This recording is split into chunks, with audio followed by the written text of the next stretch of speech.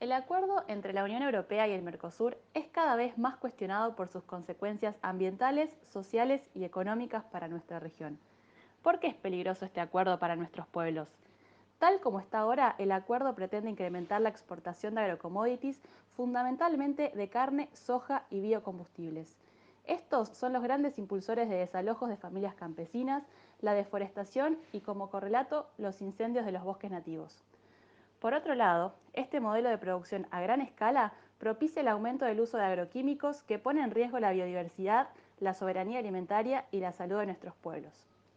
El acuerdo fortalece la división entre regiones que exportan materias primas y regiones que exportan productos con valor agregado y alta tecnología. Esto afecta gravemente a las pymes, cooperativas y pequeños productores rurales de nuestra región. Las trabajadoras y trabajadores campesinos de diversos sectores industriales se verán perjudicados por el acuerdo, ya que la apertura a las importaciones de productos provenientes de Europa pondrá en riesgo las economías locales, provocando miles de pérdidas de puestos de trabajo. Si se firma el acuerdo, la desigualdad social entre ambas regiones se incrementará y se profundizará la crisis económica, ecológica y social en nuestra región. Basta de falsas soluciones. Digamos no al acuerdo Unión Bueno, Europea-Mercosur. bienvenidos a todos a esta charla. Yo soy Mercedes Bull, de Amigos de la Tierra Argentina, y esta charla es en el marco de la Semana de Acción de la Jornada Continental. Es un espacio nacional donde vamos a dialogar un poco sobre lo que es este acuerdo entre la Unión Europea y Mercosur y cuál es su impacto en los derechos colectivos de los pueblos. Tenemos a tres oradores para este encuentro. Uno es Gonzalo Mansullo, que es director de Relaciones Internacionales de la Sociedad Autónoma Nacional desde el 2015, es licenciado en Política por la UBA, trabaja en áreas de política internacional como acuerdos de libre comercio, desarrollo sostenible, migración con derechos y soberanía y derechos humanos. A Beverly Kim, que es economista, coordinadora del Diálogo 2000 y Escritura Sur Argentina, docente de la Cátedra Cultura de Paz y Derechos Humanos de la Facultad de Ciencias Sociales de la UBA, y a nuestra compañera y presidenta de Amigos de la Tierra Argentina, Natalia Salvático, educadora ambiental y coordinadora del programa de justicia económica y el programa de agua. Así que, si les parece, podemos empezar con Gonzalo, que se va a concentrar en los acuerdos, en la parte laboral y económica del acuerdo, y va a brindarnos un recorrido histórico, porque bueno, este es un acuerdo que se está negociando hace 20 años, y en los últimos escenarios neoliberales que tuvimos acá en la región, se facilitaron algunas firmas que propiciaron un preacuerdo. Así que Gonzalo, te invito a charlar. Acordate que tenés silenciado el micrófono. Bueno, muchas gracias. Muchas gracias por esta invitación y este momento para poder intercambiar sobre este acuerdo que va a ser tan importante para la región por sus impactos. Yo tengo una presentación, no tiene imágenes, pero quizás sirve para acompañar un poco mientras vaya hablando. Ustedes me dicen si quieren que la comparta. Dale, que podés compartir pantalla, tenés habilitado. Dale, buenísimo, lo vamos haciendo. Como decía Mercedes recién, la idea era poder conversar, dar un pantallazo general sobre el impacto en lo que tiene que ver con los derechos colectivos de los pueblos, pero fundamentalmente en el impacto económico y laboral que puede tener el acuerdo Mercosur-Unión Europea. Repasando un poco en la historia de este acuerdo, podemos decir que ya son más de 20 años de negociaciones, donde el primer puntapié se dio en un proceso que podríamos calificar como enmarcado en el Consenso de Washington y en una primera oleada neoliberal en la región y en el mundo, entre el año 95 y el 99, donde el primer estancamiento en las negociaciones se dio en el año 2004, cuando hubo un intercambio de ofertas entre las partes, donde no hubo, digamos, consenso. Y justamente ese primer parate se dio en el marco o en las vísperas del no al ALCA, que hace poquitos días tuvimos el aniversario de los 15 años.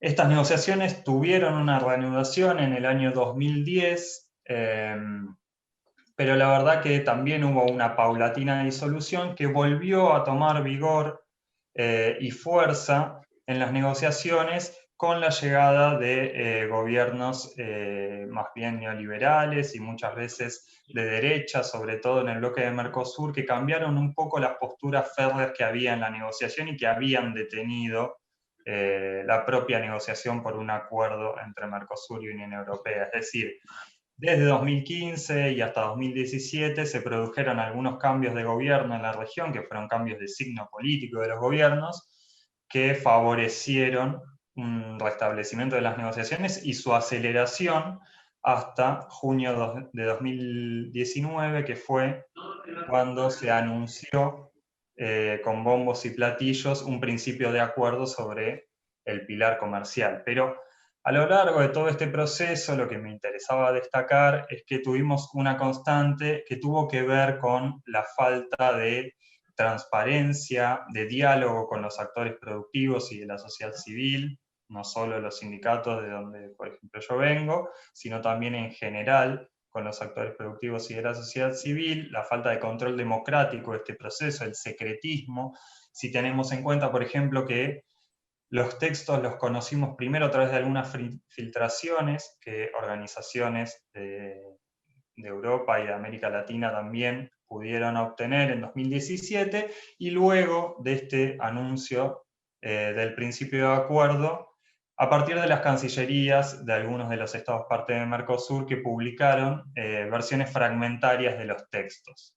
Además, cabe decir que se permitió la participación de la Confederación Europea de Sindicatos, pero también de la Coordinadora de Centrales Sindicales del Cono Sur, que nace casi conjuntamente con el Mercosur un par de años antes, pero únicamente en carácter de observadores y con un espacio muy limitado. Por esto resaltaba que nuestro constante reclamo y demanda es la falta de transparencia, la falta de diálogo. Como decía, en junio de 2019 se anunció el acuerdo para el pilar comercial, y hacía especial énfasis en esto porque los acuerdos que viene firmando la Unión Europea tienen una misma matriz que tiene que ver con tres pilares, uno más comercial o económico, otro político y otro de cooperación. Con lo cual lo que tenemos hoy es en danza este pilar comercial o económico para su aprobación. Desde ese momento quedó abierta una instancia de revisión y de traducción de los textos a los que se había llegado, para que se abra primero una aprobación desde el Parlamento Europeo y luego de los parlamentos nacionales del bloque europeo, y por último de los parlamentos nacionales en el Mercosur. Vale decir, para tener en cuenta, porque no sabemos en qué situación ha quedado esto, que a partir de los intercambios que pudimos conseguir gracias a la presión, a la incidencia de los sindicatos, del movimiento trabajador argentino con el gobierno que ya no está, nos fue comunicada la decisión, o el consenso por lo menos, entre los Estados miembros del Mercosur, luego de ese anuncio de acuerdo, de que si se procedía a la aprobación desde el bloque europeo, era posible que uno de los estados del Mercosur, habiéndolo aprobado a su Congreso, ya lo pusiera en marcha, es decir, una especie de cláusula de bilateralidad que pondría en riesgo, digamos, la propia esencia y el espíritu del Mercosur, porque es justamente un bloque para la integración política, económica y social, y eso generaría un movimiento de competencia a la baja entre los propios estados, sobre todo teniendo en cuenta que, por ejemplo, por citar un ejemplo bien patente, al momento en que fue anunciado el acuerdo sobre el pilar comercial, no estaban distribuidas, por ejemplo, las cuotas de exportación para los países del Mercosur en las carnes vacunas. Es decir, podía todavía suscitarse una pelea entre los propios países miembros del Mercosur por cómo se iban a distribuir las cuotas de exportación. Hoy, actualmente, digamos, al día de hoy, no sabemos en qué quedó esta intención que nos fue comunicada el año pasado, y lo que sabíamos en junio de este año, por nuestras consultas con la Cancillería Argentina, es que se preveía avanzar en el proceso de traducción de los textos y terminarlo cerca de diciembre de este año y enero del año que viene, para en un comienzo prever una autorización del Consejo Europeo que sería provisoria, pudiendo quedar sobre el tintero la puesta en marcha del acuerdo para el primer trimestre del año que viene. Si miramos un poco el contexto europeo, lo que vemos es que ya tenemos, por lo menos en el ámbito público, el anuncio de varios gobiernos de la Unión Europea, como Alemania y Francia, de oposición, de resquemores frente a la aprobación del acuerdo, principalmente cuando se produjeron los grandes incendios que vimos en la zona del Amazonas y por los desmanejos de algunos países del bloque, especialmente el gobierno de Bolsonaro, pero también habían surgido voces en contra, podríamos decir, desde los parlamentos también de Holanda, de Austria, y también reparos comerciales desde Francia, Bélgica, Irlanda. Recordemos que también históricamente, por la política de subsidios que tiene sobre el sector agrícola la Unión Europea, había una gran tensión con esos sectores para la aprobación de un acuerdo de asociación como este. Lo que vemos entonces es que hay un bajo consenso interno en la Unión Europea sobre qué va a pasar en cada uno de los gobiernos, en cada uno de los estados parte con el acuerdo. Incluso en octubre, creo que fue de este año, el Parlamento Europeo emitió una declaración donde dejaba sentado que en su estado actual no podía aprobarse el texto del acuerdo y que era necesario introducir algunos protocolos adicionales que tenían justamente que ver con estas denuncias ante los desmanejos ambientales, ante el incumplimiento de algunos compromisos internacionales, como por ejemplo el Acuerdo de París, en todo lo que tenía que ver con la degradación ambiental. Pero esto no hay que analizarlo solamente como un parate o quizás como una buena noticia, como podría pensarse en un primer momento, sino que si se añaden estos protocolos rápidos, justamente podrían acelerar la aprobación del acuerdo. Es un instrumento, digamos, para darle quizás un mayor consenso ante la opinión pública, pero no para detener realmente el trámite de la aprobación del acuerdo.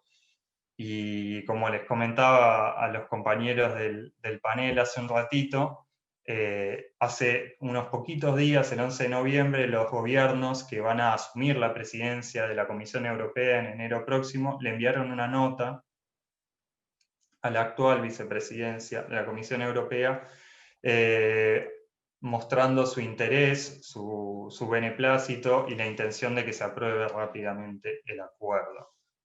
Ahora, si miramos desde nuestro lado, desde el lado del Mercosur y América Latina en general, lo que vemos son retrocesos, podemos decir, ante la última oleada neoliberal que mencionábamos anteriormente, donde los grandes procesos de integración que se habían podido construir, y esto no solo en el aspecto económico, sino también social, político y de defensa, como podía ser la UNASUR, que fue dinamitada, pero también el propio Mercosur, CELAC o ALBA, se ven frente a una desaceleración donde muchas veces las instancias de participación y de diálogo social, que por ejemplo desde los sindicatos, pero también desde otros actores de la sociedad civil habíamos reclamado y habíamos podido construir y conseguir desde el inicio del Mercosur, los vemos parados, los vemos vaciados de contenido, los vemos desestimados, y veníamos de un contexto en donde convivían en la región básicamente dos grandes estrategias, una que sí se volcaba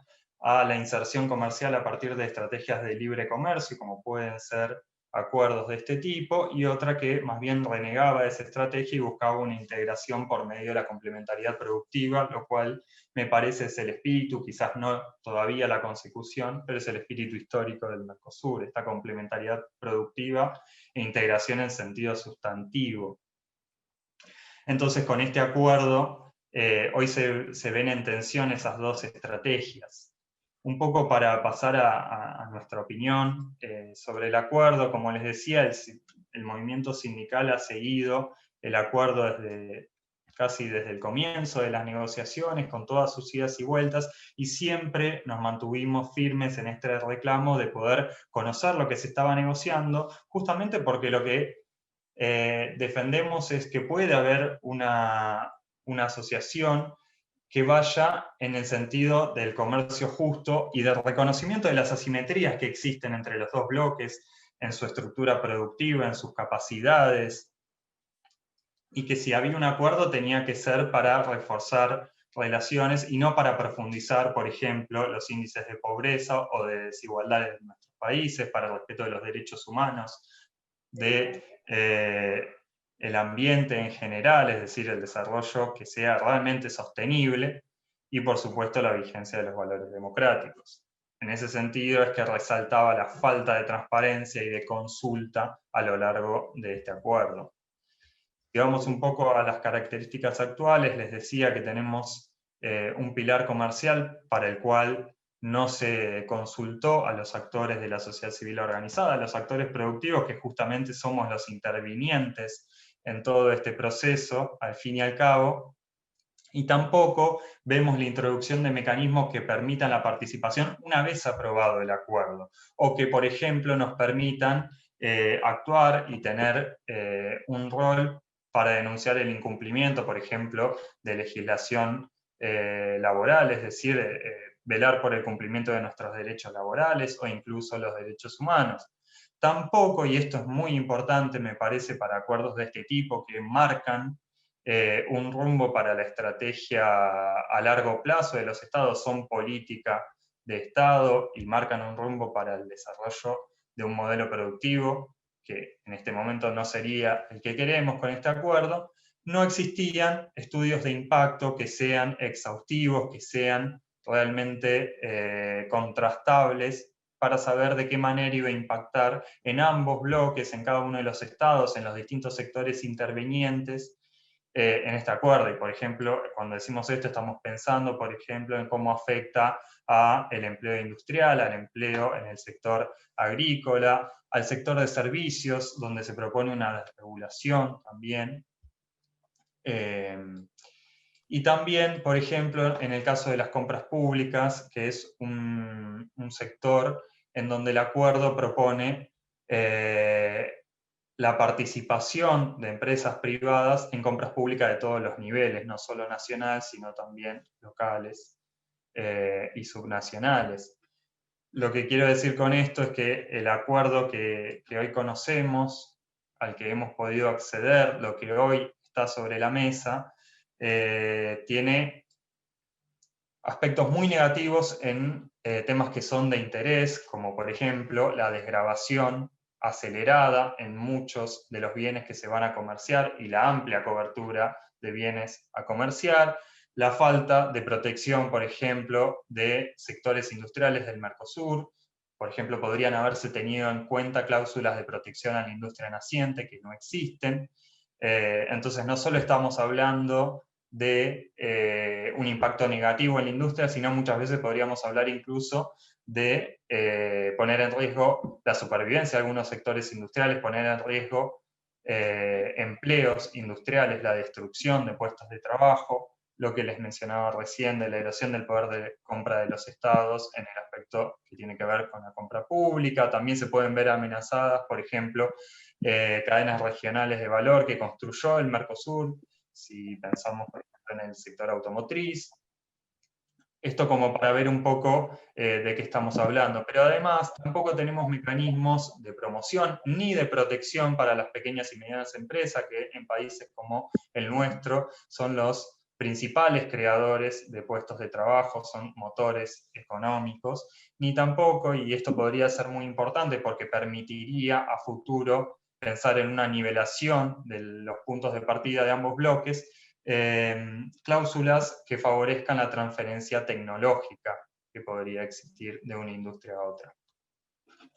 Y si mirábamos cuál era la situación que existía previo a cualquier tipo de acuerdo, vemos diferencias económicas y productivas que son estructurales entre ambos bloques, porque no es la misma la inserción en las cadenas globales de valor que tiene el Mercosur y sus Estados miembros que la que puede tener la Unión Europea, y tampoco es la misma la incidencia del comercio intrabloque que se ha logrado entre los países de la Unión Europea que al interior del Mercosur. No se da de la misma manera la complementariedad de las estructuras productivas.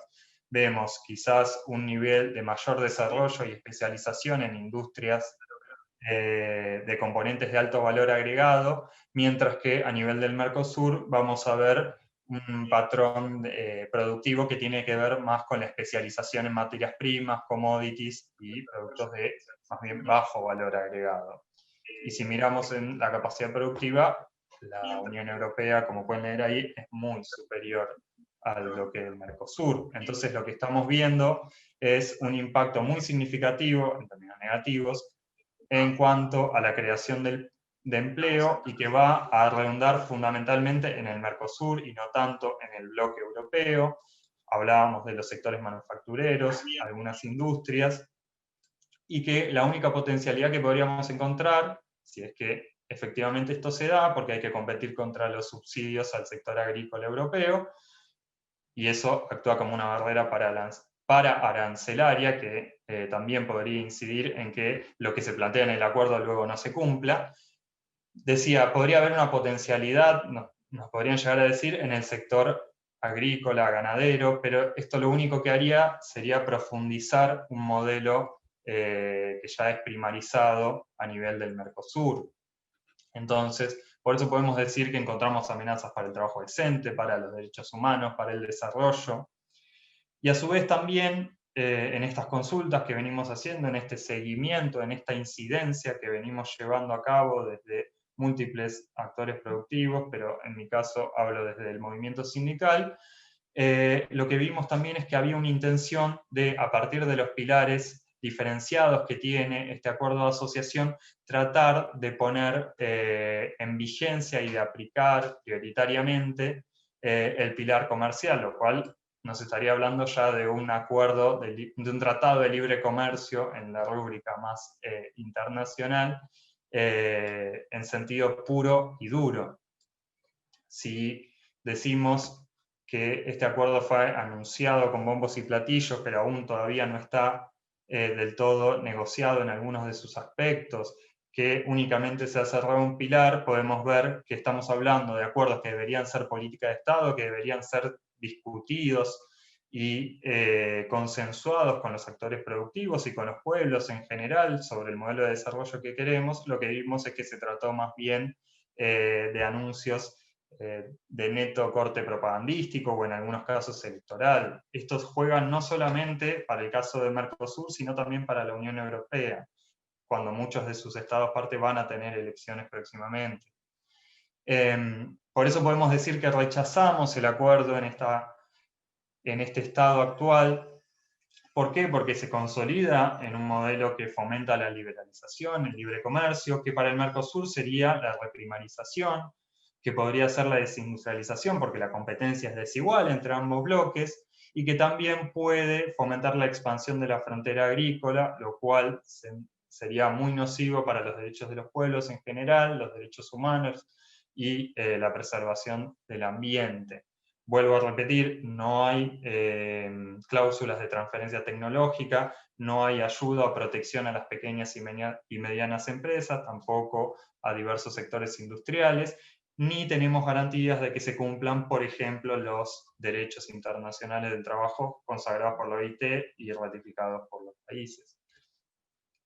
¿En dónde podemos enmarcar este acuerdo? Bueno, en el contexto de una arquitectura de impunidad empresarial, como quizás se puede decir desde este lado, porque vemos que se trata de una seguidilla de acuerdos que en nuestra región se vienen firmando con esta perspectiva del libre comercio y que las cláusulas que incorporan para la protección ambiental o los derechos humanos o los derechos laborales son más bien cláusulas blandas que quedan en declaraciones de buenas intenciones o de debida diligencia para las empresas que luego van a participar de este comercio y que muchas veces no tienen aplicación real para poder recurrir ante violaciones de derechos humanos, laborales, en general.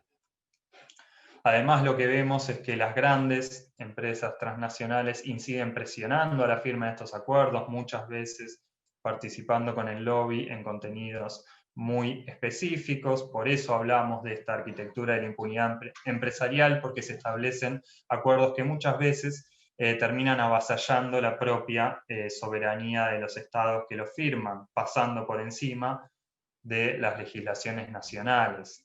Y en este sentido podemos ver un ejercicio que es más bien sistemático de compañías transnacionales denunciando estados en instancias de solución de controversias entre inversores y estados por las políticas y decisiones que son de soberanía estatal para regular el comercio, para regular el modelo productivo que se quiere y poder orientarlo hacia el desarrollo. E incluso en este tiempo de pandemia hemos tomado nota de algunas amenazas de empresas hacia estados por las políticas de protección hacia los pueblos que intentaban implementar. Entonces, ¿qué es lo que termina pasando? Las empresas denuncian a los estados como si estuvieran en pie de igualdad en tribunales internacionales que pueden fallar en contra de los estados y los obligan a pagar sumas multimillonarias.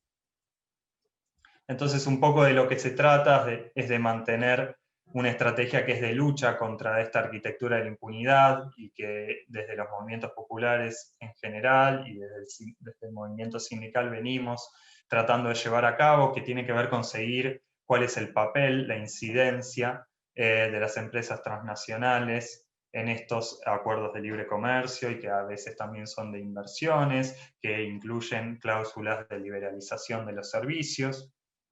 Creo que tenemos una trayectoria auspiciosa, cuando mencionamos, por ejemplo, el hito del no al ALCAP, y que nos hace pensar en un optimismo, si se quiere, del papel de los movimientos populares en general y de los pueblos para poder torcer estos modelos de desarrollo que muchas veces no están orientados principalmente por los derechos humanos, por el beneficio de las poblaciones.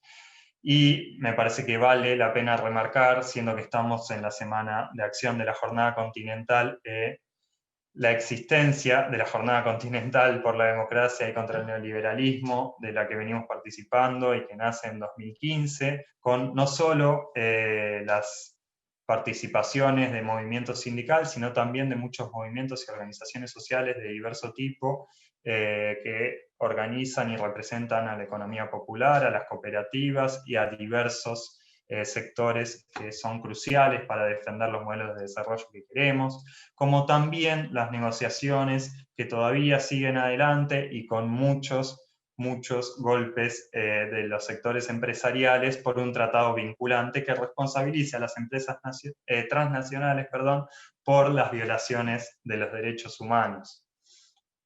Creo que de lo que se trata es de tratar de torcer este destino, donde muchas veces hemos terminado en una pelea por atenuar los impactos negativos de estas agendas, más que por poder poner por encima, como quisiéramos, los derechos humanos y las personas antes que la codicia corporativa. Así que quería terminar con ese llamado de involucrarnos para romper esta arquitectura que hoy tenemos de impunidad empresarial por otra que ponga primero a las personas y los derechos humanos. Eso, muchas gracias.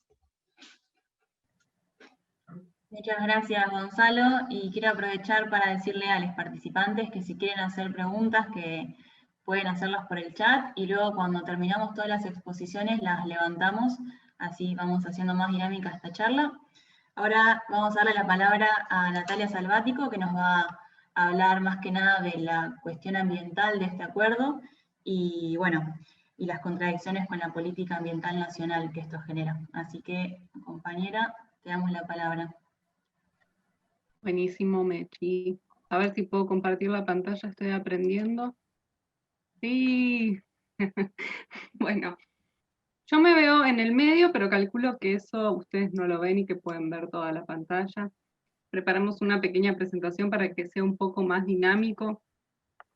La idea es analizar los aspectos ambientales en los cuales impactaría este acuerdo en Argentina, pero siempre aclarando primero que no es el único aspecto que nos interesa, que nos interesan todos los demás aspectos que afecta y que abarca, tanto a nivel laboral como de derechos, como de soberanía, pero por una cuestión de, bueno, que estamos trabajando aquí que, como Amigos de la Tierra Argentina, hemos decidido hacer un análisis un poquito más concentrado en la parte ambiental. Y también no deja de ser llamativo para nosotras que la cuestión ambiental sea en este momento la mayor objeción, ¿no?, a un acuerdo netamente comercial, porque siempre tenemos que recordar que este es un acuerdo comercial, y que a primera vista, por el cumplimiento de las metas de la COP y el escándalo de las quemas en el Amazonas, eso sería como lo que de alguna manera nos están mostrando, ¿no?, los medios hegemónicos y los gobiernos de que ese es el problema, pero lo que decimos es, bueno, no engañarnos, porque no es un acuerdo de protección del ambiente, sino que al contrario, es claramente contradictorio con el cuidado de los territorios, ¿no?, y fomenta el daño ambiental, porque parte de una simetría entre dos bloques que quiere profundizar. Entonces ya si partimos desde una perspectiva de injusticia, claramente no es una cuestión ambiental. A ver si puedo correrlo. Ay, ¿cómo hago? Ahí va. Ajá. Ahí. Bueno, tomé prestados de los compañeros de Amigos de la Tierra Brasil algunos gráficos, porque estaban muy, muy buenos,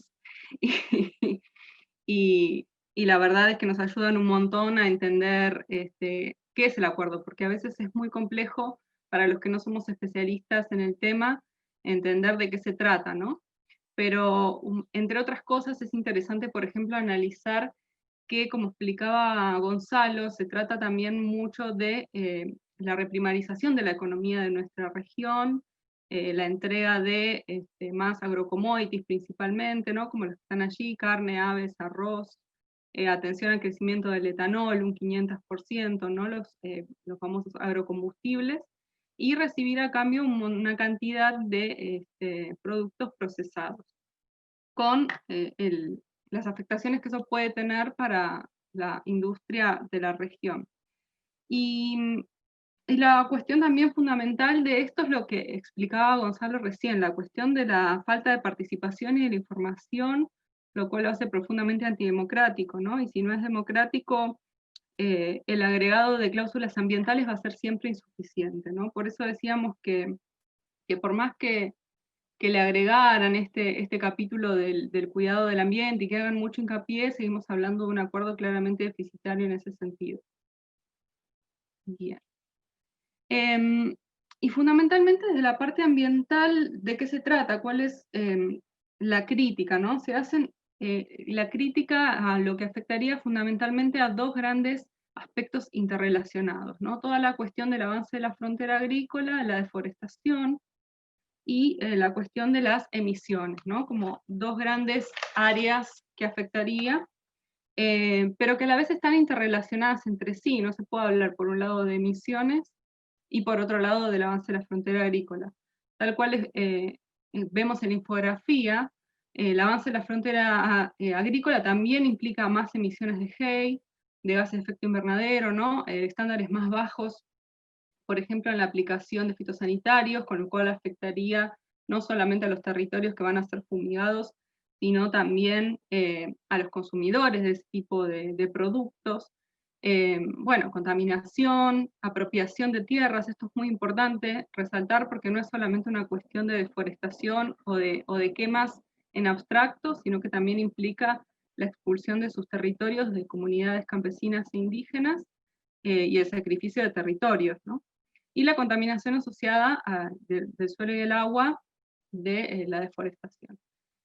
Y la consecuencia final, tal cual como lo explican ahí, lo que contaba recién de los sanitarios y de la intoxicación de alimentos, que eso es una de las grandes quejas de Europa, pero que para los habitantes de esta región del mundo es una cotidianeidad, ¿no? Que estamos siempre luchando por una soberanía alimentaria no fumigada, pero sería una profundización de eso, una profundización del calentamiento global por el aumento de las emisiones, tanto por el aumento del transporte como por la pérdida de almacenamiento por deforestación, ¿no? La pérdida de biodiversidad tampoco es menor, especialmente en áreas de gran diversidad biológica como las que tenemos en nuestra región, destrucción de la agricultura a pequeña escala, y esto es importante también resaltar, porque la agricultura a pequeña escala es la agricultura campesina que nos alimenta, y no los agrocommodities para exportación. Entonces acá también tenemos una tensión, una puja entre dos modelos, ¿no? y la opresión de los pueblos indígenas y de los trabajadores, que es lo que comentábamos recién, que tiene que ver con la expulsión de habitantes. A ver si veo. Entonces, como para dar algunas cifras, porque se habló mucho de las quejas del acuerdo con respecto a las quemas en el Amazonas, y efectivamente el informe de los compañeros resalta que en 2019 hubo en el Amazonas de Brasil 58.867 focos de incendio, y en 2020 74.119, o sea que hubo un aumento del 50% de los focos de incendio, y nos preguntamos entonces cuánto va a aumentar con el fomento de los agrocommodities y el avance para cosechar más soja, para criar más vacas para exportación, que van a estar beneficiadas por este acuerdo, ¿no? Y en Argentina no nos quedamos atrás. Argentina está en el 7º lugar de los países que más deforestaron en 2020. Tuvimos un episodio de incendios trágico este año, perdimos 180.000 hectáreas en lo que va del año, en la mitad de las provincias con focos de incendio, y una página que se llama Global Forest Watch, que hace monitoreo de los focos de incendio a nivel satelital, detectó en Argentina 26.659 focos, o sea que es proporcional a lo que pasa en Brasil, porque responde de alguna manera a un modelo de apropiación de los territorios, ¿no? Entonces, a nivel de las políticas ambientales nacionales, el acuerdo contradice las políticas. Para empezar, las contribuciones determinadas a nivel nacional, que como todas y todos sabrán, pero lo puedo explicar brevemente, es las políticas derivadas del Acuerdo de París, donde cada país se compromete a disminuir las emisiones de efecto invernadero para evitar la crisis climática, pero este acuerdo sin duda lo está fomentando. Entonces, fomenta las emisiones de gases de dióxido de carbono y metano por ejemplo, aumento de la ganadería, y dióxido de carbono por deforestación o transporte, y las consecuencias que eso tiene en los territorios, ¿no? En Argentina ya tenemos episodios de sequías, episodios de derretimiento glaciario, y el consecuente falta de agua para los pueblos cordilleranos, inundaciones en otras zonas, etc. La otra cuestión es la protección de los bosques nativos, que entendemos que es una política de Estado, o al menos lo intenta con la ley de bosques, ¿no? Y otras leyes como la que sancionaron ahora sobre los territorios quemados para que no puedan ser utilizados para otros fines, pero sin embargo, fomentando los agrocommodities de alguna manera, aumentamos e impulsamos a ciertos actores corporativos, que vamos a ver más adelante, a un mayor riesgo de desalojo y de violencia de las comunidades campesinas y de apropiación del monte nativo, por ejemplo, ¿no? Y bueno, y también, por supuesto, como lo dijimos antes, genera un marco propicio para aumentar aún más el uso de agrotóxicos y organismos genéticamente modificados, y amenaza la soberanía alimentaria y la salud, no solo de los habitantes de esta parte del mundo, sino de donde se exporten los productos. Y lo que es interesante de observar es que estas dos áreas que decimos que afecta el acuerdo Unión Europea-Mercosur, casualmente son las dos grandes áreas donde Argentina emite más gases de efecto invernadero, que son la de la energía, ¿no? Por transporte, fundamentalmente, y la agricultura, ganadería, silvicultura y otros usos de la tierra. Eso se abarca en dos grandes áreas. Fíjense que eso es el 37% de las emisiones de Argentina y el 53% de energía. Las otras dos que son menores son procesos industriales y residuos, que son menores. La industria disminuiría, pero aumentaría las emisiones por deforestación y otros usos de la tierra y por aumento del transporte. Este me parece que es el más interesante. Nosotros hace poco estuvimos estudiando mucho esto de las contribuciones nacionales contra el cambio climático. Tenemos en el país un plan de acción nacional de bosques y cambio climático, donde el Estado reconoce que la deforestación es la principal responsable de las emisiones del sector, ¿no? Proveniente del cambio de monte nativo para otros usos. Y eso tiene que ver con el avance de las fronteras ojeras, fundamentalmente, ¿no? Y este plan de acción por los bosques y contra el cambio climático contempla medidas específicas para la prevención del fuego. Sin embargo, este año fue incontrolable y la sequía más la intencionalidad de intereses económicos vinculados a la especulación inmobiliaria y al agronegocio han aumentado notablemente la cantidad de focos de incendios a niveles francamente incontrolables, ¿no? Entonces, mientras, lo que les comentaba hoy, mientras se realizan debates legislativos para la protección de los bosques y también de los humedales, hay que decirlo aquí también porque la batalla por la ley de humedales está vigente hoy en día y es una de nuestras principales demandas, estamos perdiendo 180.000 hectáreas, ¿no? Y las estadísticas dicen que entre 2001 y 2019 Argentina ya perdió casi 6 millones de hectáreas de cobertura arbórea, ¿no? Es el 15% de lo que tiene, que ya viene perdiendo hace muchísimos, muchísimos años. Y lo que nos preguntamos es, si estas cifras se dan sin el acuerdo de Unión Europea-Mercosur vigente, ¿cómo serán si entraran en vigencia y aumentara la demanda de agrocommodities? Probablemente los focos de incendio y el avance sobre la frontera agrícola sería muchísimo, muchísimo mayor. Bueno, y con la industria de la energía, el vínculo también lo podemos ver porque es la responsable de muchas de las emisiones y en este caso debemos contemplar mayormente el aumento de emisiones principalmente por transporte marítimo, ¿no? Por el aumento de intercambio de mercancías.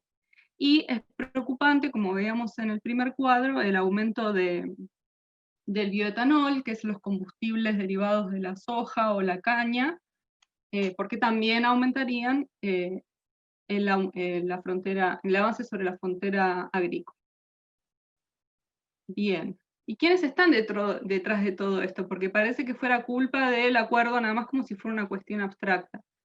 Y no, tenemos actores fundamentales que se benefician de esto que ocurre y que usan a los acuerdos y los tratados de libre comercio como herramientas de alguna manera para acumular grandes cantidades de beneficios y aumentar el extractivismo, que son claramente las empresas transnacionales, las empresas financiadoras, ¿no? Como los bancos, y en el caso del agro, por ejemplo, las ya archiconocidas Cargill, Bunge, Bayer Monsanto, Adecoagro y otras que operan en nuestros territorios.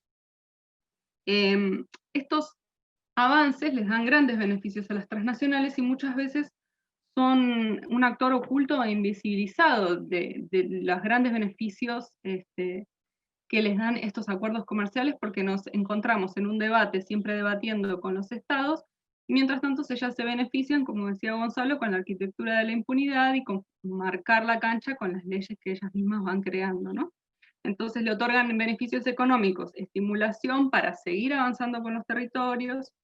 Ese avance sobre los territorios redunda en un mayor control territorial por parte de las transnacionales y en mayor criminalización y violencia contra las personas que viven en los territorios. Por supuesto, ni hablar de concentración de poder y de la riqueza, y todo esto sin control, básicamente, porque es lo que le dicen soft law o no vinculantes las normas que tienen que respetar, tanto por el Tratado Unión Europea, Mercosur, como por otros, porque no es el único, ¿no? Pero bueno, ahí estamos hablando de esto. Entonces, ¿qué es importante aquí? Es también rescatar para nosotros que estamos intensificando la demanda de materias primas para sostener una dinámica de producción y consumo insustentables. Entonces, es una cuestión que excede al Acuerdo Unión Europea-Mercosur, es una cuestión sistémica, ¿no? Que siempre el movimiento ambiental reclama que tenemos que cambiar el sistema y no el clima, ¿no?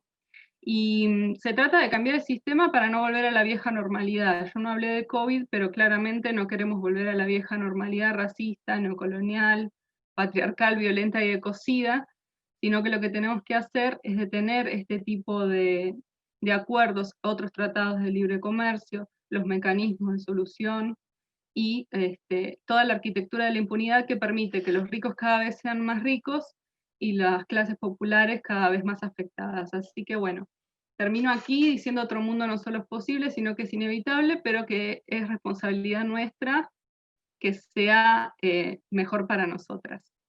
Gracias. Muchas gracias, Nati. Esperanzador. Y ahora vamos a pasarle la palabra a Beverly, que va a hablar de la desregulación del sector financiero y de la primacía de los derechos humanos sobre los acuerdos de libre comercio.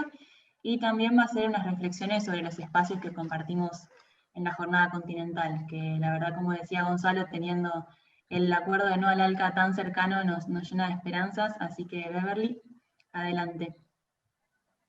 Bueno, muchas gracias, Meche, y bueno, a todos que estamos compartiendo este momento de reflexión y la verdad, intercambio. Esperamos que haya un poco de tiempo por lo menos para comentarios, preguntas que puede haber, ¿no? Yo sí quiero hacer así como tres grandes reflexiones. Primero, tal vez, digamos, bastante más generales sobre este acuerdo de asociación y tal vez por extensión podemos hacer, digamos, más o menos todos los tratados de libre comercio que se han negociado, se han aprobado hasta ahora, los que están, digamos, en danza, sea con Argentina, con el Mercosur, con la Unión Europea o con quien sea, ¿no? Y voy a partir en eso de algunos de los comentarios que se escucharon mucho cuando hace un año se aprobó este acuerdo, después de 20 años de negociación, de idas y venidas, como bien lo explicó Gonzalo. Y creo que, digamos, son los aspectos que, más allá de todos los detalles de la letra chica de estos acuerdos, que son de tremenda importancia, pero, digamos, hay algunos elementos más generales que vale la pena que la tengamos muy presente. Y esto, digamos, el primer comentario, sobre todo en boca de todos los directivos de la Unión Europea, es que era genial, digamos, este nuevo acuerdo entre la Unión Europea y el Mercosur, porque se creara un universo de 780 millones de consumidores. Y bueno, eso me parece que es la primera cosa que tenemos que tener presente. Estos acuerdos nos convierten a todos en consumidores. No somos más que eso. Somos consumidores. Somos objetos de las prácticas, de las operaciones, de las empresas transnacionales, básicamente, que van a operar bajo este marco. Entonces, bueno, digamos, yo la verdad no quisiera definirme a mí mismo ni a nosotros como pueblos, como consumidores. Creo que somos mucho más. Y en ese sentido hay que tener muy claro que todos estos acuerdos, estos tratados, dejen afuera, como más o menos se ha dicho ya, todo lo demás. Nos reducimos a 780 millones de consumidores.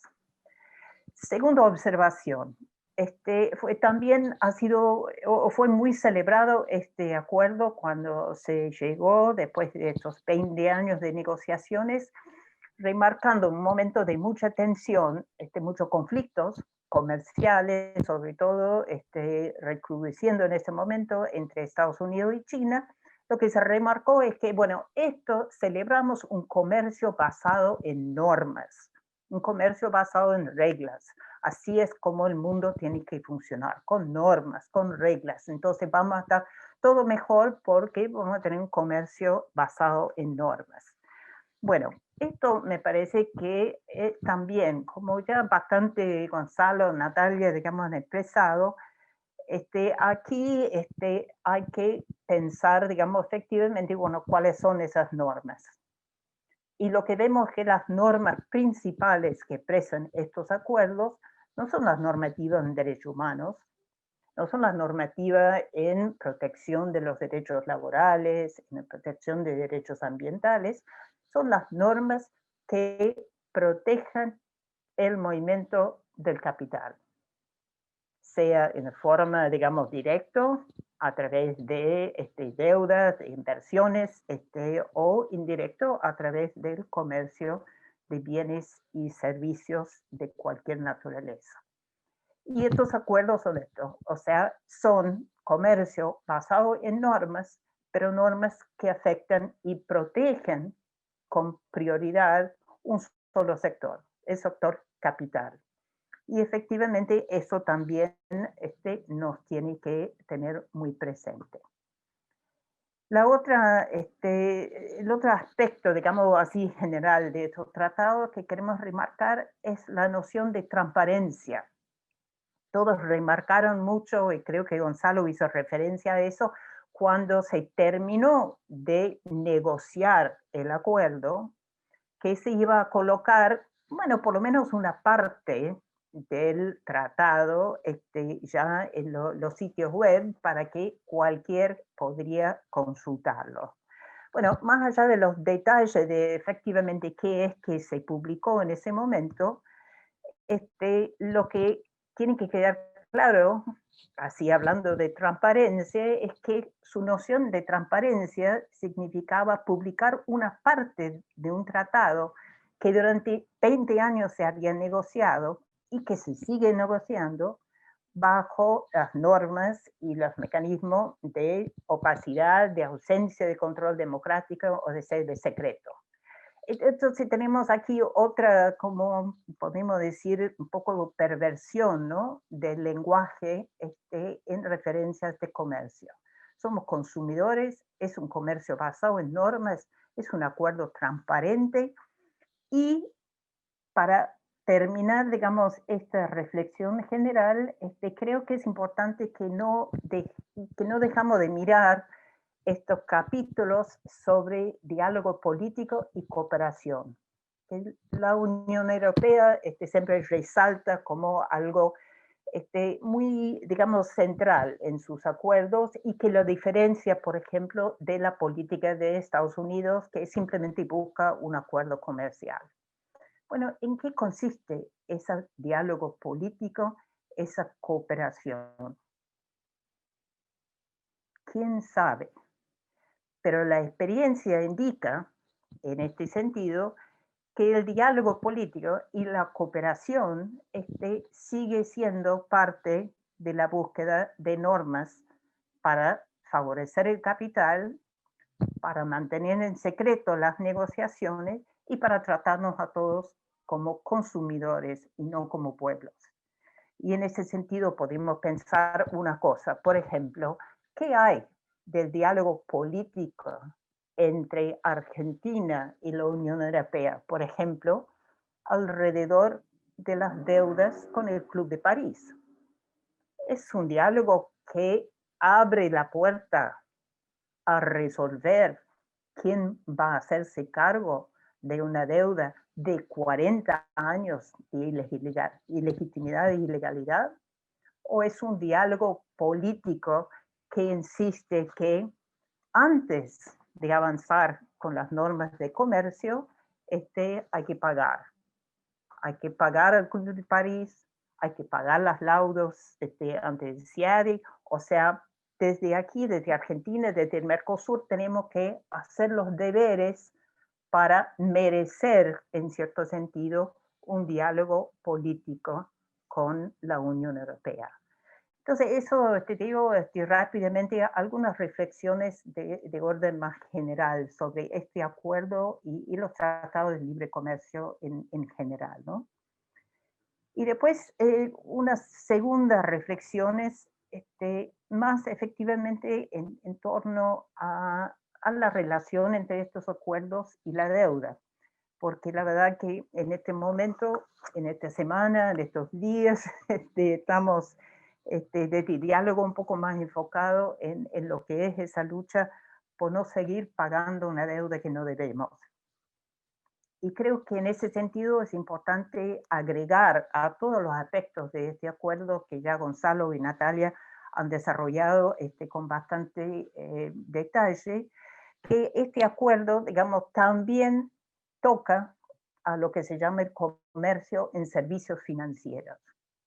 Y esto en lenguaje, digamos, humano, que más o menos nosotros todos podemos entender, significa que también la compra y venta, como se dice, el comercio de servicios financieros, que significa inversiones, significa deuda, significa movimiento de capital transfronteriza, entra, digamos, dentro de la lógica de estos acuerdos. Y eso quiere decir que cuando plantea el acuerdo que pone límites, acota realmente la posibilidad de cualquier Estado de tomar acción posterior que cambiaría las condiciones de regulación de lo que entra en ese tratado, significa que una vez que se firma, una vez que entra en vigencia este acuerdo Unión Europea y Mercosur, sería sumamente difícil para Argentina o cualquier país del Mercosur de adoptar regulaciones en el área financiera que tuvieron que ver con proteger nuestra soberanía como pueblos, como países, nuestros derechos como pueblos, como países.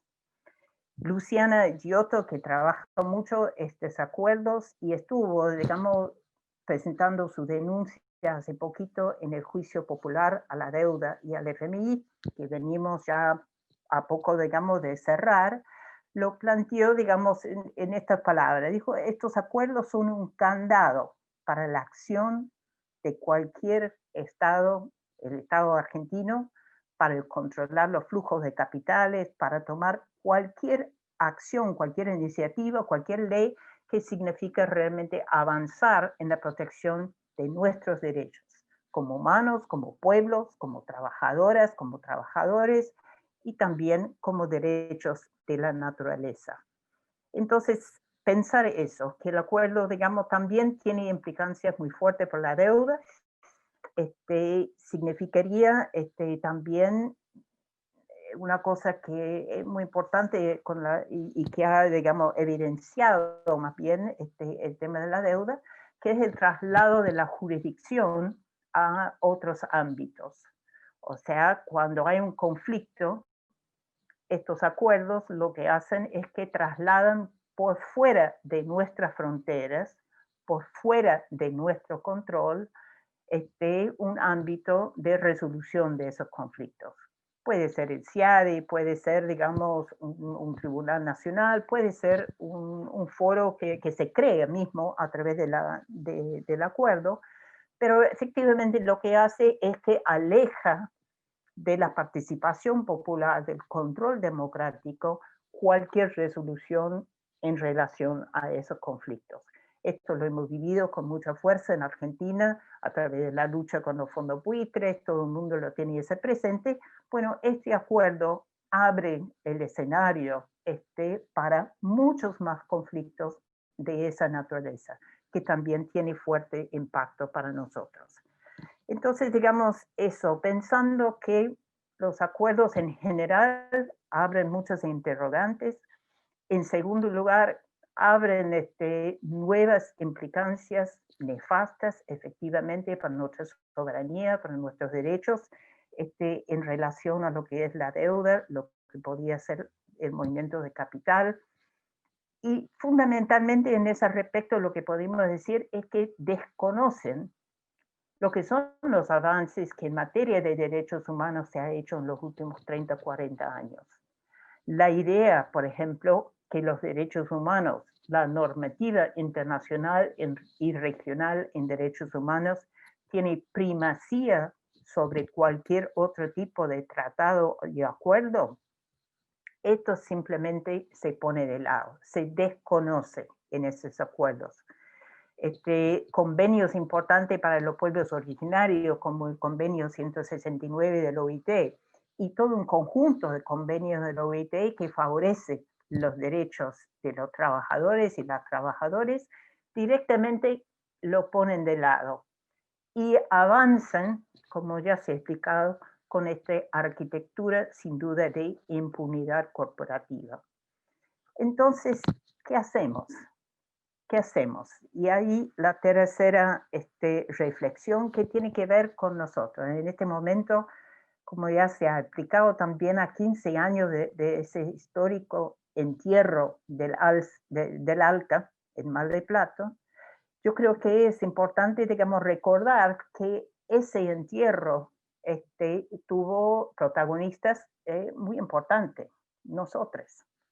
O sea, la campaña popular que se levantó en todo el continente, en toda nuestra América, de Alaska a Tierra del Fuego, para llegar a ese entierro del ALCA. Sin duda, también tenía importancia la presencia de gobiernos que estaban dispuestos a escuchar la voz de la calle. Pero fueron los pueblos en la calle, en toda nuestra América, que posibilitó ese logro. Y uno de los instrumentos fundamentales de esa campaña fue la realización del plebiscito popular. Un plebiscito, sí a la vida, no al ALCA, que se realizó no en todos los países de la región, pero en la gran mayoría de los países de la región. Están esta tarde varias compañeros de Brasil. Yo creo que en Brasil, digamos, el plebiscito contra el ALCA debe haber tenido 3, 4 millones de votos. Aquí mismo en Argentina tuvimos un plebiscito con 1.600.000 que votamos no al ALCA, no al pago de la deuda sin auditoría previa y no a la militarización, reconociendo claramente que la militarización, que la violencia estatal es un componente más de estos acuerdos. Ahí Sandra me aclara y me corrige que fueron 10 millones que votaron contra el ALCA en la campaña del plebiscito popular en Brasil. Fue un esfuerzo enorme de todas las organizaciones populares del continente. Y creo que es ese esfuerzo que dio ese logro que hoy buscamos recrear. Obviamente no con el mismo color, no con los mismos nombres, no con la misma nada, pero digamos es esa evidencia del poder del protagonismo popular, de la articulación y de la organización y la movilización continental que queremos y necesitamos recrear en estos momentos en nuestro continente, porque somos los pueblos los protagonistas. Y las decisiones, como se dice, que posibiliten que hacemos frente a estos acuerdos, como fue el ALCA, como es este acuerdo con la Unión Europea, como es el negocio de venderle chanchos a los chinos, las megafactorías, no a la megaminería en Chubut en este momento. O sea, todas nuestras iniciativas desde el campo popular tienen que ver con ese protagonismo y la importancia de su fortalecimiento. Y lo que estamos haciendo hoy es un pequeño parte de eso. Como organizaciones que integramos junto a muchos otros, la Jornada Continental por la Democracia y en contra del neoliberalismo.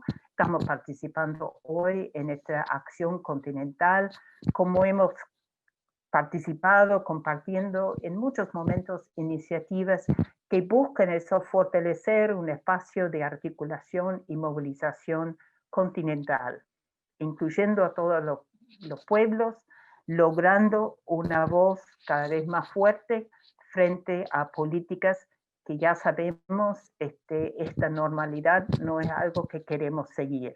Entonces, esto es una invitación a todos y todas a seguir fortaleciendo estas iniciativas, ¿no? Como estamos viendo ahí en las fotos, momentos de todos estos últimos años de lucha compartida, de lucha colectiva en todo este continente. Y creo que hoy tenemos mucho para seguir en lucha, tenemos mucho que hacer. En estos días justamente estamos lanzando una declaración invitando a todas las organizaciones a firmarlo, en contra de la firma, vale decir, de este acuerdo de asociación entre la Unión Europea y el Mercosur.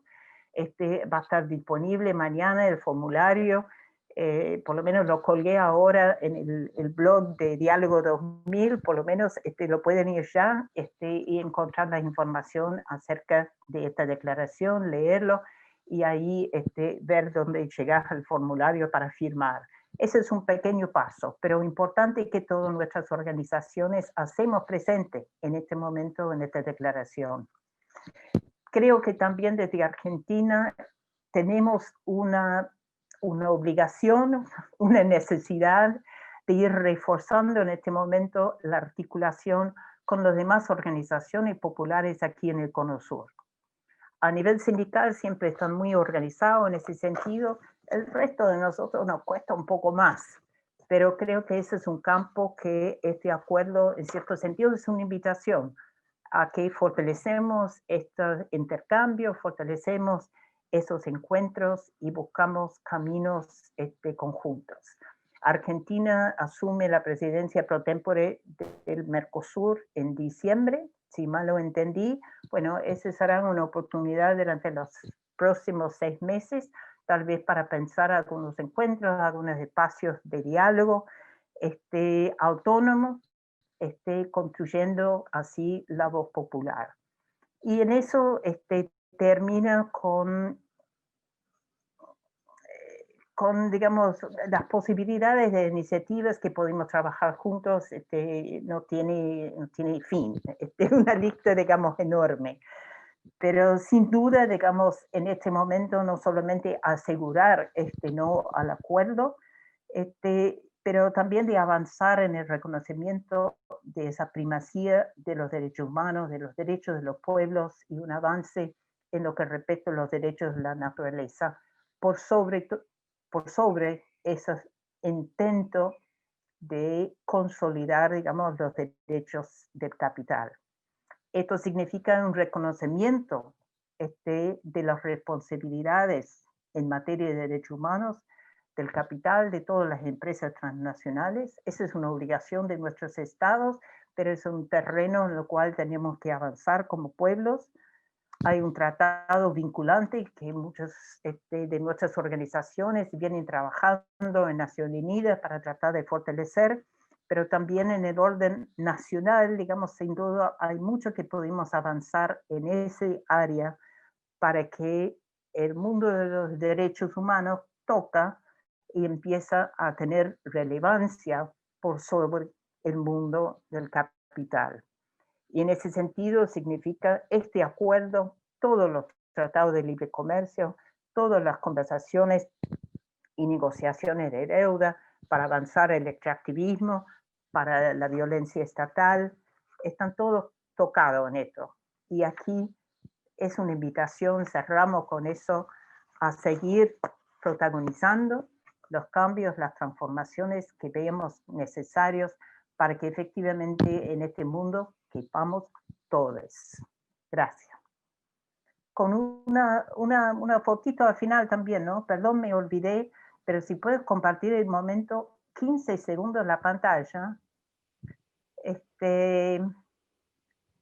Recibí esta mañana esta hermosa resumen, digamos, en pocas palabras y pocas imágenes, de otra acción que tuvo lugar esta semana, esto en El Salvador, también con varias organizaciones, como nosotros aquí, de Amigos de la Tierra, de Jubileos Suraméricas, de la Confederación Sindical de las Américas, del CLOC Vía Campesina, que estuvieron también, aunque sea presencialmente, no exactamente como nosotros, pero digamos compartiendo este mismo espacio de reflexión y recordando que somos pueblo con memoria y es con esa memoria que construimos el presente y el futuro. Nada más, gracias. Bueno, muchas gracias, Beverly, muy esperanzadora. Bueno, podemos abrir una ronda de preguntas. Si alguno quiere preguntar, puede levantar la mano por el chat, abrir su micrófono o hacer un comentario. Acá tenemos una pregunta de Juan Carlos Sánchez Couto, que pregunta si el acuerdo EFTA por Mercosur tiene el mismo contenido y características que el acuerdo Unión Europea y Mercosur. No sé si algún orador. Yo por lo menos, sí, después dejo, quizás si las compañías quieren también ampliar, sí se puede decir, e inclusive, no solo que respeta esta misma matriz, sino que se esperaba desde EFTA que el acuerdo Mercosur-Unión Europea sea un puntapié que permita aprobar rápidamente el acuerdo EFTA-Mercosur, las características son muy parecidas, el contenido es muy similar en tanto a lo que abarca bienes, servicios, inversiones.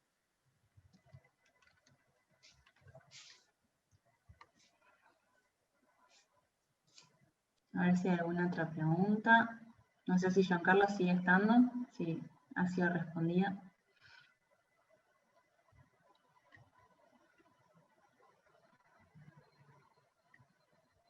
Bueno, parece que quedó muy clara con las exposiciones. No sé si querés, Nati, tomar la palabra vos para dar un redondeo, mientras por ahí alguien se anima a hacer otra pregunta. Sí, yo estoy contenta por todo esto que vimos y hablamos último, porque es eso, como decís vos, nos da esperanza de seguir luchando. Y tomé algunas notas que si quiero las comparto, pero si alguien quiere intervenir, adelante, es un buen momento para que no hablemos siempre de les mismes. No sé, Beverly habló recién, Gonzalo, no sé si querés ampliar con algo más, si no hago como una reflexión. Bueno, es interesante que todos hablamos de que algo que se basa en el engaño y en el ocultamiento como no válido, ¿no? Como que este acuerdo se basa ya desde su inicio en venir ocultando, parcializando la información, entonces nosotros no lo validamos como pueblo, ¿no? Y que también es algo que beneficia a muy poca gente, a unos pocos, a unas pocas entidades, entonces que eso tampoco lo valida, y que nos hace preguntar que este acuerdo entonces promueve la cooperación o que promueve, ¿no? En base a lo que yo me preguntaba cuando lo escuchaba hablar a Beverly. No somos inocentes, no sabemos que es un acuerdo comercial, pero que se basa en una asimetría, en un ocultamiento y en el beneficio para unos pocos y pocas. Y también me preguntaba que este refuerzo de la arquitectura de la impunidad, ¿no? Y que garantizarse la impunidad, pero a la vez propiciar el condicionamiento y la pérdida de autonomía y soberanía para los pueblos. Entonces ahí hay un diálogo también, no solamente ellos se garantizan sus condiciones, sino que también imponen las condiciones a otros, ¿no? Desconociendo, por ejemplo, la normativa de derechos humanos, pero bueno, ya conocemos muchísimos mecanismos que tienen para terminar imponiendo sus deseos en las vidas de cada uno de nosotras y nosotros. También me preguntaba cómo vamos a tener que reposicionar también el discurso ambiental a partir de esta nueva emergencia que aparece, ¿no? de lo ambiental en el poder, ¿no? Cómo puede frenar el acuerdo y nosotros tenemos que rearticularnos en torno a eso. Y la última cuestión importante es que recordamos que sin lucha no garantizamos nada, no ganamos nada, y que los derechos se ganan y los derechos ganados no se pierden. Así que bueno, esa es la reflexión que yo podría aportar, y ahí aparecieron más preguntas, me parece. Acá hay una pregunta más, después yo también tengo otra, y dice que si existe la posibilidad de que haya una firma unilateral por parte de uno de los países miembros, si es posible.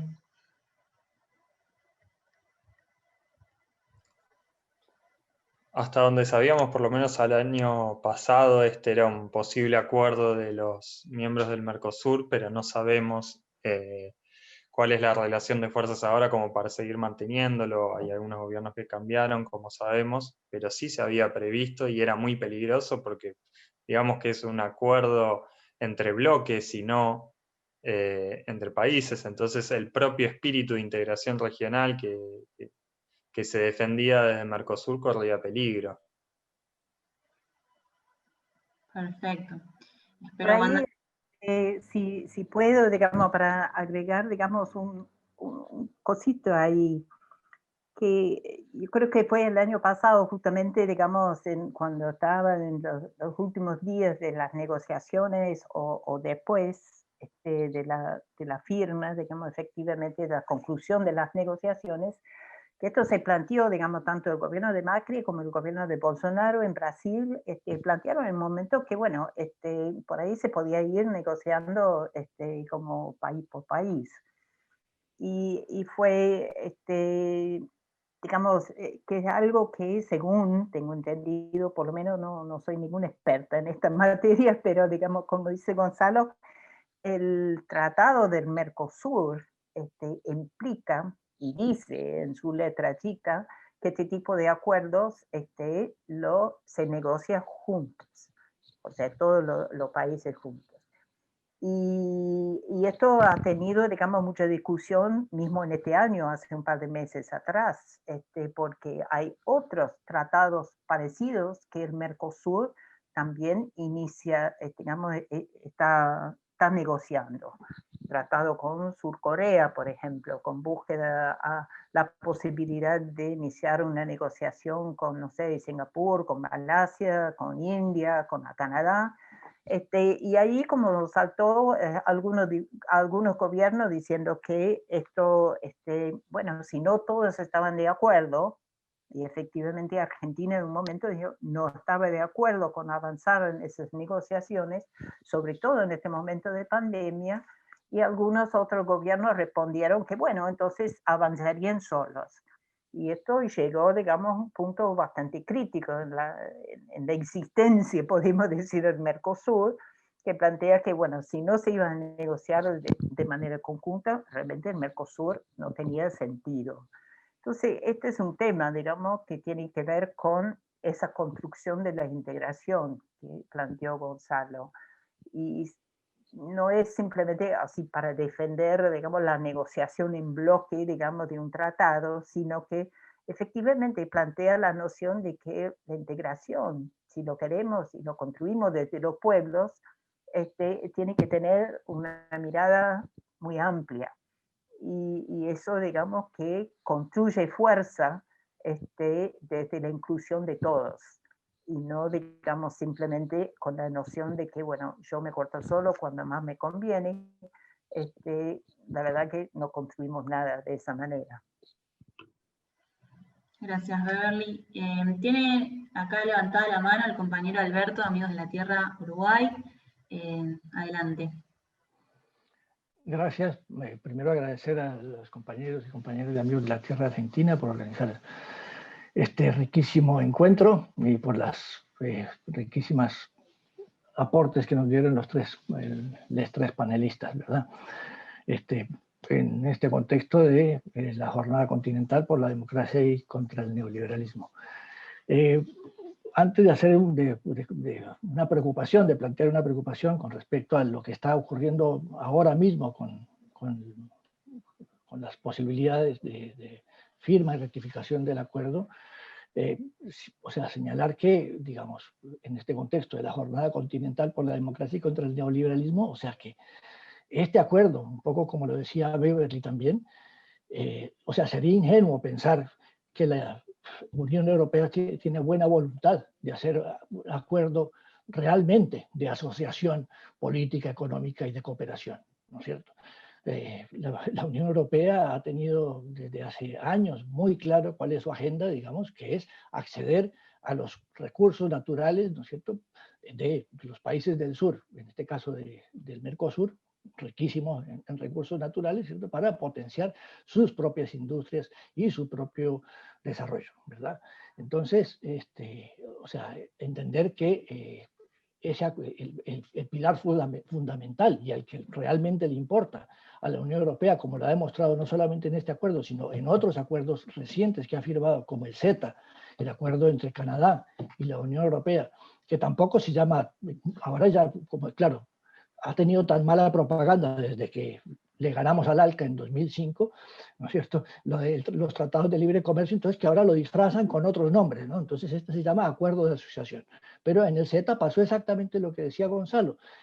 Aprobaron el pilar comercial y se empezó a implementar provisoriamente hasta la eternidad, ¿no es cierto? El acuerdo político y de cooperación se lo pasan por la faja, ¿verdad? Y es simplemente decorativo. O sea, y si hubiera realmente voluntad política para de la parte de la Unión Europea y también del Mercosur de negociar un acuerdo realmente de asociación y cooperación y de cooperación política, de acuerdo político, tendría que ser sobre otras bases totalmente distintas, no un acuerdo de libre comercio, porque el pilar comercial es un acuerdo de libre comercio puro y duro, de nueva generación, le dicen. ¿Y por qué de nueva generación? Y ahí es donde yo digo que, o sea, esto es un ataque no solamente al medio ambiente, ¿cierto?, sino a la democracia mismo, ¿no? O sea, porque es entregarle mucho más poder a las empresas transnacionales, no solamente sobre los recursos naturales y demás, sino sobre los propios gobiernos. Beverly mencionaba el tema de la transparencia. ¿Qué quiere decir transparencia? Porque hay un capítulo de transparencia en todos estos acuerdos y es uno de los puntos novedosos, vamos a decir, de los acuerdos estos. Transparencia quiere decir que las empresas transnacionales, que los inversionistas europeos puedan venir y ser parte y parte de la legislación en nuestros países. Nuestros países se obligan entonces a cualquier cambio reglamentario o de legislación que les pueda afectar, lo tienen que hacer público, tienen que esperar los comentarios de esos inversionistas y esas empresas transnacionales, darle pelota a los comentarios, ¿no es cierto?, y cambiar la legislación para que acomode las preocupaciones de esos inversionistas. ¿Eso qué es? Van a ser legisladores, colegisladores con nuestros propios parlamentarios. Eso es un ataque directo a la soberanía y a la democracia de nuestros países, ¿verdad? Entonces, tenemos que entenderlo así. Ahora, yo creo que, ahora planteo un poco la preocupación de lo que está ocurriendo, además de la posibilidad que planteaba también Gonzalo, de que se divida el acuerdo, ¿no es cierto? Y que se implemente y que se empiece a implementar provisoriamente hasta la eternidad el pilar comercial, ¿verdad? Existe también, y qué es lo que están negociando ahora mismo. Bustillo, el embajador, el canciller uruguayo, va a viajar próximamente a la Unión Europea para hablar con sus pares mientras todavía tiene la presidencia pro tempore del Mercosur, para acelerar, sobre todo con los españoles, los portugueses y los que tienen más interés en que salga el acuerdo rápidamente, para negociar. O sea, supuestamente están negociando. Entonces, claro, como hay tanta resistencia de la opinión pública en Europa, sobre todo en Europa, aunque aquí también obviamente, y preocupación, ¿cierto?, porque los impactos ambientales que este acuerdo tendría en términos de promover lo que ya dijeron, la expansión de la frontera agrícola, la quema del Amazonas, las violaciones de derechos humanos de los pueblos indígenas y demás, ¿verdad? Como hay tanta preocupación al respecto, entonces quieren negociar entonces una carta adjunta, ¿no es cierto?, que supuestamente, o sea, para que les permita lavarse la cara, ¿no es cierto?, y salir del brete de la opinión pública, ¿cierto?, y que les permita decir, sí, no, mire, nosotros entonces vamos a hacer que el acuerdo, que el capítulo de desarrollo sostenible, mediante una carta adjunta, sea ejecutable, sea vinculante, digamos, y entonces se pueda obligar a Bolsonaro, por ejemplo, a evitar las quemas de la Amazonía. Eso nosotros entendemos que o sea, que hay que frenar eso, que hay que oponerse radicalmente a eso. Por supuesto que queremos luchar contra el cambio climático, por los derechos humanos y todo eso, pero no a través de un tratado de libre comercio, no usando el sistema de solución de controversias de un tratado de libre comercio, que no es muy distinto que el sistema de solución de controversias inversionista-Estado, con el que nos demandan los inversionistas extranjeros por las políticas públicas ante el CIADI u otros foros, ¿no es cierto?, sino que, o sea, tenemos que luchar por esas cosas, pero en su ámbito correspondiente, no a través de un tratado de libre comercio. No pretender que entonces, y qué es lo que están negociando ahora, la pretensión, porque nunca lo van a hacer, nunca va a llegar a ser eso verdad, digamos, que el capítulo de desarrollo sostenible sea vinculante y se pueda llevar entonces a los estados a un tribunal de solución de controversias del TLC, porque es en el capítulo comercial donde existe ese mecanismo de solución de controversias, ¿verdad? O sea, que se pueda llevar a los estados por incumplimiento del capítulo de desarrollo sostenible. Yo creo que hay que evitar, digamos, o sea, manifestarnos en contra de esa negociación y de esa posibilidad, porque no va a ser otra cosa que, o sea, un maquillaje, vamos a decir, para salir del paso y lograr entonces sí, una vez aplacados los ánimos, porque entonces sí se va a poder aplicar el Acuerdo de París, que es totalmente insuficiente para combatir el cambio climático, se van a poder parar se va a impedir que Bolsonaro y otros más incendien la Amazonía y todos los ecosistemas frágiles que tenemos en el subcontinente. Eso no se va a poder hacer por esa vía, ¿no es cierto? Tenemos que luchar por eso, pero en otros espacios, o sea, por ejemplo, a través de, por los derechos humanos, pues luchemos como estamos haciendo por el tratado vinculante sobre empresas transnacionales y derechos humanos, no pretendiendo, y que ahí sí, entonces se establezca y se aplique, ¿cierto? Y se operacionalice la primacía de los derechos humanos sobre las empresas transnacionales. Entonces, que cuando los acuerdos, cuando los gobiernos quieran negociar acuerdos de libre comercio, bueno, pues tienen que garantizar, digamos, que esos acuerdos de libre comercio no impacten sobre los derechos humanos, ¿no es cierto? Y que si lo hacen, entonces que no los firmen, como sería el caso, ¿verdad? Pero no tratando de incluir cláusulas de obligatoriedad, ¿no es cierto? Y de solución de controversias sobre temas que no tienen nada que ver con el comercio, ¿no es cierto? Porque este acuerdo, o sea, es de nueva generación, además porque incluye, o sea, los aspectos estrictamente comerciales son 4 o 5 capítulos, ¿no es cierto? El comercio de bienes, el comercio de servicios, propiedad intelectual ya es relacionado con el comercio, no es estrictamente comercial, ¿no es cierto? Y después todos los otros capítulos de compras del Estado, como bien lo me enseñó Gonzalo, ¿no es cierto? Los capítulos de transparencia, había un capítulo sobre empresas públicas, que también ahora es como, es la moda, vamos a decir, en estos acuerdos de nueva generación, que le llaman, ¿no es cierto?, que es atacar a las empresas públicas, así como se ataca la integración regional, en el caso del Mercosur, ¿no es cierto?, se ataca a las empresas públicas, que también son una posibilidad, como las compras públicas, de hacer política pública, ¿no es cierto?, y favorecer un desarrollo contrahegemónico por fuera de las cadenas de valor lideradas y comandadas, ¿no es cierto?, por las empresas transnacionales europeas en este caso, ¿verdad?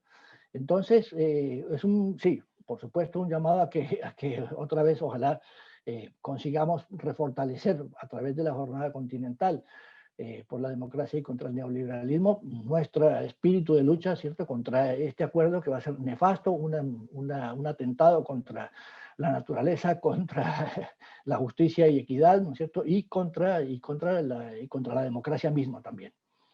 Gracias, compañeros y compañeras.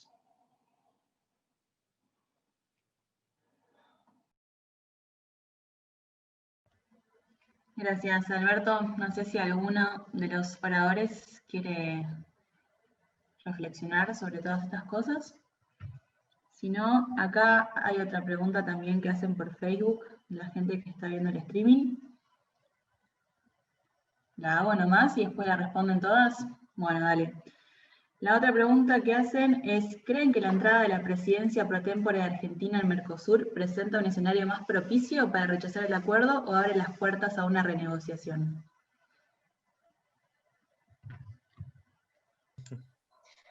No tenemos la bola de cristal, aunque nos gustaría, pero yo creo que está en un gran aprieto este gobierno argentino.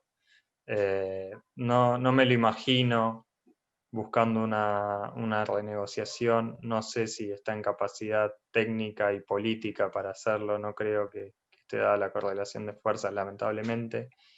Me lo imagino más en una posición pasiva, reactiva, donde todo lo que haga tropezar el acuerdo mejor, pero si no, me parece que no tiene chances de detenerlo. Esa es por lo menos una visión muy personal y sin tener la bola de cristal.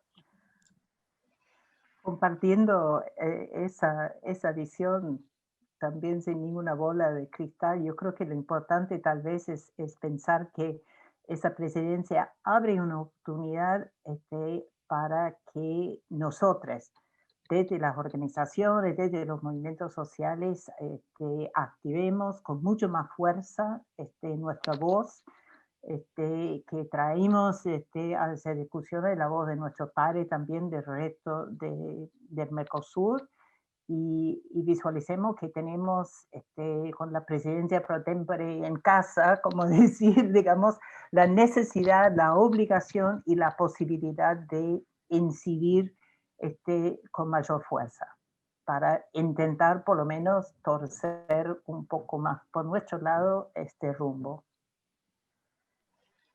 Y volver a cortar las calles, ¿no? Después de esta cuarentena. Nati, ¿qué ibas a decir? Yo me tentaba porque habíamos estado hablando de eso antes de iniciar y era el gran enigma, pero yo creo que nosotros tenemos que apostar al menos a incidir un poco, sí, sin duda.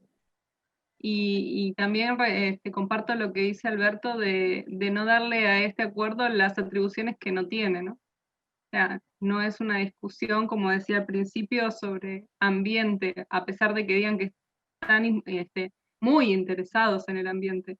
Simplemente lo que están haciendo es tratar de acomodarse en la opinión pública. Creo que es importante que lo sepamos jerarquizar, ¿no? Como las discusiones a donde corresponden. Lo que pasa es que, claro, el mercado siempre tiene esa omnipresencia en todos los aspectos de nuestras vidas, entonces de a poquito van corriendo todo al mercado y van logrando que el mercado termine siendo el regidor de nuestra existencia, ¿no? Y que todo tengamos que discutirlo con ese tamiz. Así que, bueno, no, intentémoslo, yo digo que lo intentemos las dos cosas. Redirigir la discusión e incidir en la decisión del gobierno argentino, que entiendo que hay un poco más de preocupación por la cuestión de la asimetría y de no ser siempre proveedores de materia prima que otra cosa, pero bueno, vamos por eso. Alberto, ¿tenés la mano levantada? ¿O quedó de antes? Quedó de antes, está bien. Bueno, y Celia, acá hace una pregunta, quería hablar. Tenés la palabra, Celia, si querés abrir tu micrófono. Hola, ¿cómo les va? Buenas tardes. Bueno, estoy encantada, muchas gracias, ha estado muy, muy bueno. Me presento, soy Celia Segal de las Asambleas Mendocinas por el Agua Pura de Mendoza, Argentina. Conocen la historia de Mendoza, lo que pasó a principio de año con la ley del agua, no sé si quieren que les cuente o ya lo saben. Sacamos todo el pueblo a la calle porque nos querían bajar una ley y poner megaminería y en una semana tuvieron que volverla a poner porque les explotamos la provincia a los tipos. Bueno, resulta que estamos muy preocupados por el tema de las granjas porcinas y volvimos a activar. Ya llevamos la segunda marcha impresionante en Mendoza en contra de las granjas porcinas. Yo sé que en otras provincias también ha habido, y alguien podría decir que le importa a los mendocinos, no tiene nada que ver, pero bueno, estamos preocupados. Y vemos un retroceso. Nosotros somos muy críticos de Solá. Solá en el 96 nos puso glifosato y ahora lo tenemos ahí acordando con los chinos. No es cualquier cosa, es la misma persona. Sabemos a qué viene Solá. Ahora lo pusieron de canciller porque seguramente si lo ponían de ministro de Agroindustria se lo iban a comer crudo algunos del propio Frente de Todos, pero está ahí para eso. El acuerdo lo pretendió empezar en enero, apenas asumió Solá. Y bueno, nosotros en Mendoza estamos dando la batalla porque no creemos en esta manera de vivir, estamos en contra del extractivismo. Creemos que las granjas porcinas lo que van a hacer es extender la frontera agrícola quitándonos nuestros bosques nativos para plantar la soja para que coman los chanchos, además de todos los otros problemas que no hace falta que yo se los explique porque ustedes los conocen, pero echa la ley, echa la trampa, porque da la impresión de que como el gobierno se dio cuenta que no hay consenso para firmar este acuerdo, entonces ¿qué ha hecho? Lo ha provincializado. Y el Coqui Capitanich ya ha firmado convenio para hacer granja porcina en Chaco. Entonces, a mí me parece que todo esto que hemos escuchado que ustedes comentan sobre el acuerdo de Unión Europea y el Mercosur, bueno, esto que nos ha pasado en la Argentina con las granjas porcinas es un ejemplo. Si ellos no pueden acordar con el Mercosur, van a ir país por país o provincia por provincia, yendo a las más débiles y a las que menos apoyos tienen y ir cooptando y haciendo sus acuerdos y destruyendo nuestro medio ambiente y metiendo sus multinacionales en nuestros territorios, desplazando a nuestros pueblos originarios. Entonces, bueno, quería, si me pueden dar un pantallazo sobre el problema de las granjas porcinas y bueno, y agradecerles y felicitarlos porque ha estado muy bueno.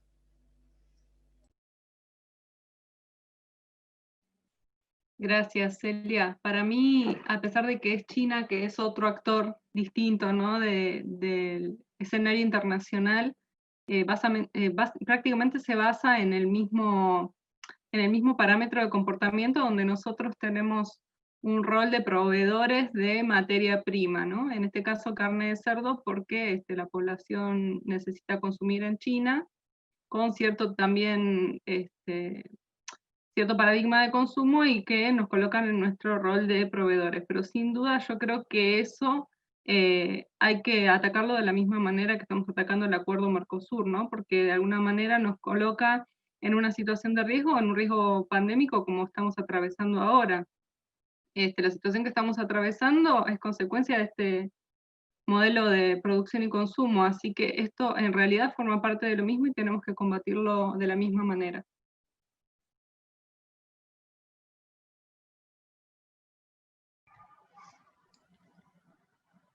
Bueno, muchas gracias. Acá ya no hay más preguntas. No sé si les parece ir redondeando, ya hace casi 2 horas que estamos. Este video después lo vamos a subir a YouTube y lo vamos a compartir en las redes, así que les va a llegar. Gracias a todos los que participaron y no sé si quieren hacer algún comentario final y ya finalizamos, si les parece.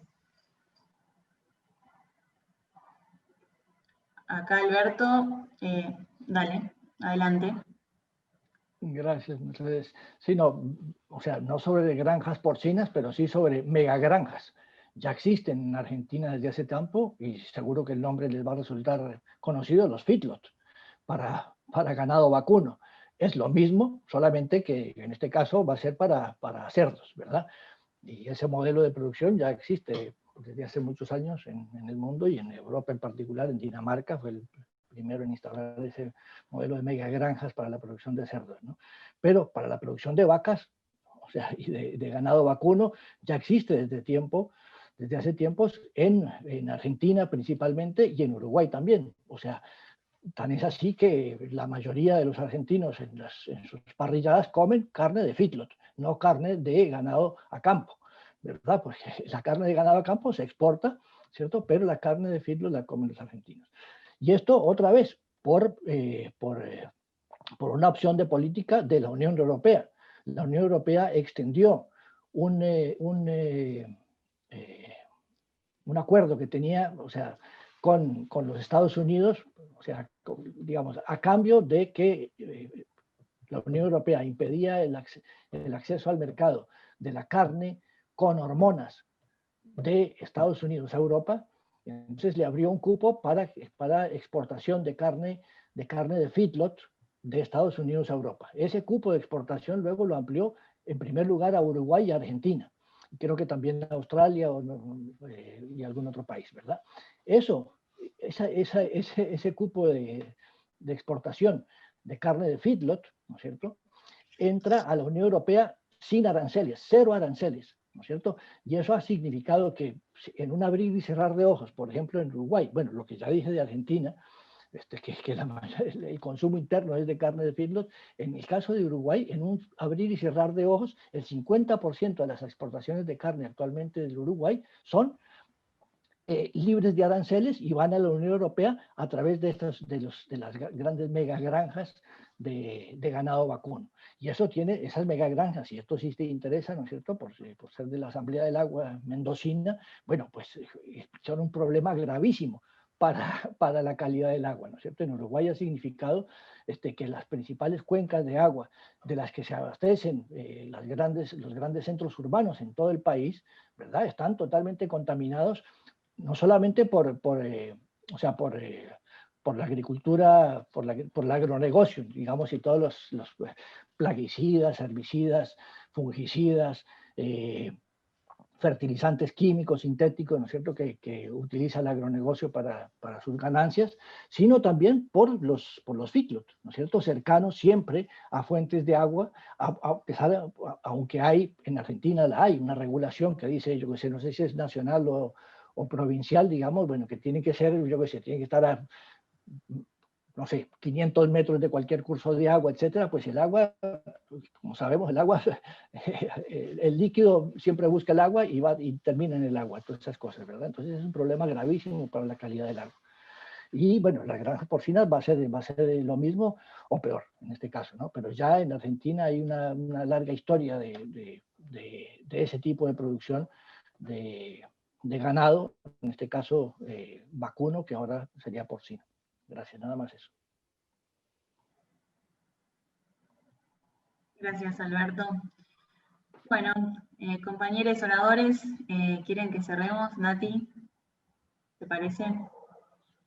No, creo que estamos bárbaros, hemos debatido también, está buenísimo, y bueno, agradecerles la presencia, y a los que se conectaron y escucharon atentamente, la verdad que nos pone muy contentos.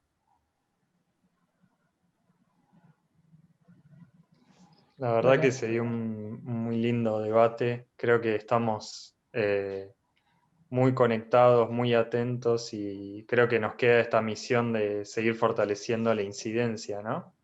Por lo que decíamos de pasaje de la presidencia pro tempore argentina, pero en general estamos en contacto con compañeros y compañeras de la región, con sus problemáticas a través de la jornada continental. Creo que estamos muy movilizados a pesar de la pandemia, y no abandonamos esta discusión por el modelo económico, porque de verdad sea para el desarrollo, para el beneficio, para la justicia social, que en fin es de lo mismo que estamos discutiendo con las granjas porcinas, con el acuerdo Mercosur-Unión Europea y con todo lo que hacemos día a día.